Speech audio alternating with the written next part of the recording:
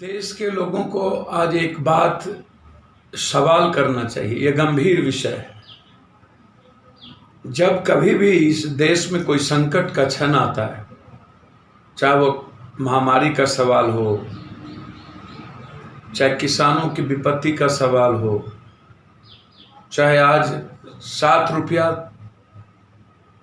Diesel बढ़ा दिए गए, पेट्रोल बढ़ा दिए गए, जब डीजल पेट्रोल का दाम दुनिया में पानी के रेट से भी कम है, यह सवाल हो, बेरोजगारी का सवाल हो, गरीबी का सवाल हो, चाहे बिहार में चिमकी बुखार से मर रहे लोग तब का सवाल हो, बेटियों के सुरक्षा का सवाल हो, पटना के बाढ़ का सवाल हो, विधानसभा लोकसभा चल रहा हो तब आम लोगों की आवाज का सवाल हो, कहाँ रहते हैं लोग? जब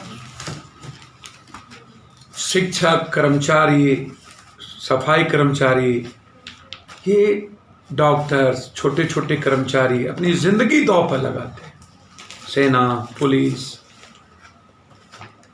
फिर सबसे ज्यादा मजे लेने वाले, लूटने वाले ये जनप्रतिनिधि क्या करते हैं, एमपी एमएलए क्या करते हैं? ऐशो आराम की जिंदगी जीने वाला कोठी मिलता है इन्हें। उस कोट क्या ये अपने बीवी बाल बच्चों के लिए सिर्फ बने, खुद के इश्क और मुश्क के लिए बने, गायब रहने के लिए बने? कहाँ रहते हैं ये?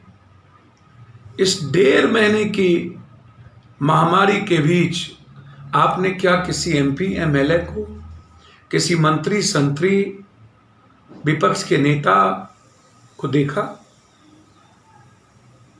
क्या इसकी जिम्मेदारी सबसे ज्यादा कोरोना वायरस का डर इन्हीं लोगों को है? सबसे ज्यादा बाढ़ और तूफान से डर इन्हीं लोगों को होता है? जब इनकी बारी आती है तो इन लोगों को हेलीकॉप्टर चाहिए, बड़े बड़े रथ चाहिए, ये बर्थडे मनाएंगे प्लेन पे, उसका वीडियो वायरल करेंगे, लूटेंगे पूरी। आश्चर्य, हजारों हजार करोड़ रुपया का इनके पास लूट के पैसे। जब सवाल खड़ा होता है, जनता की सेवा की बात आती है, जनता की मदद की बात आती है, कोमल लोगों के मरने की बात आती है, जीने की बात आती है, तो फिर ये कहाँ होते? नीतीश बाबू, सुशील मोदी, स्वास्थ्य मंत्री, विपक्ष के नेता कहाँ होते हैं? कहाँ हैं? कौन लोग हैं? आखिर ये 1.5 महीने, 1.25 महीने सिर्फ इन लोगों की जिंदगी हिफाजत में हो? आम लोग, मिडिल क्लास, गरीब, ये मरते रहें, ये अपनी जिंदगी के लिए तरसते रहें। पूरे बिहार के लोग भूख से परेशान, लाठी गोली खा रहे हो, सूरत में मार खा रहे हो, महाराष्ट्र में मार खा रहे हो, दिल्ली में मार खा रहे हो, हरियाणा में पीटे जा रहे हो, जेल भेजे जा रहे हो। कोई यह सवाल उठाने वाला, इसके लिए कोई आवाज नहीं उठेगा। हम घर जाने की बात करते हैं, हम यदि रोटी की बात करते हैं तो हम पर लाठी बरसाए जाते हैं।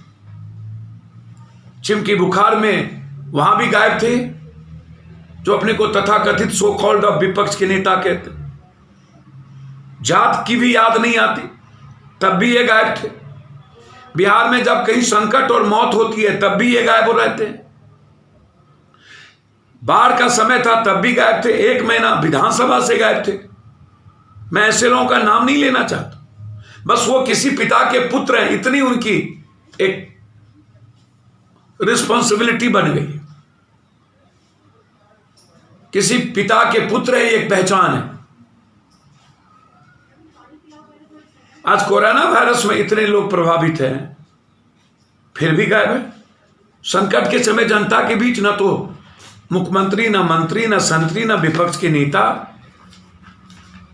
क्या ये लोगों के लिए सबसे बड़ा सवाल नहीं है कि हर समय ये गायब? और खास तौर पर विपक्ष के बिहार के नेता ये हर समय कहां रहते, किस फार्म हाउस में हैं, कहां पर हैं, किस विदेश में हैं, कहां से इनका ट्वीट आता है? ट्वीट के अलावा इनके पास तो और कुछ नहीं, बस ट्वीट आना है। पैसे की बदौलत अन्य चीजों पर ये दिखेंगे।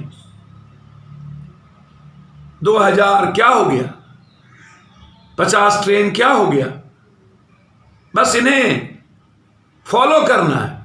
पप्पू यादव कुछ करेंगे, कांग्रेस कुछ करेगी तो ये ट्वीट करेंगे, हम भी हैं। अरे करो ना, जितना आप लोग लूटते हो उतना पप्पू यादव बांटता है, करो ना। किसने मना किया आपको? करो, कौन रोका? डालो सबके अकाउंट में पैसे, टीम बनाओ और जब बांटो, जाओ जनता के बीच। नेताजी, आपकी जिंदगी एसी रूम में सवाब शराब कबाब के लिए नहीं बने, इश्क मुश्क के लिए। आपकी जिंदगी सेवा के लिए बनी।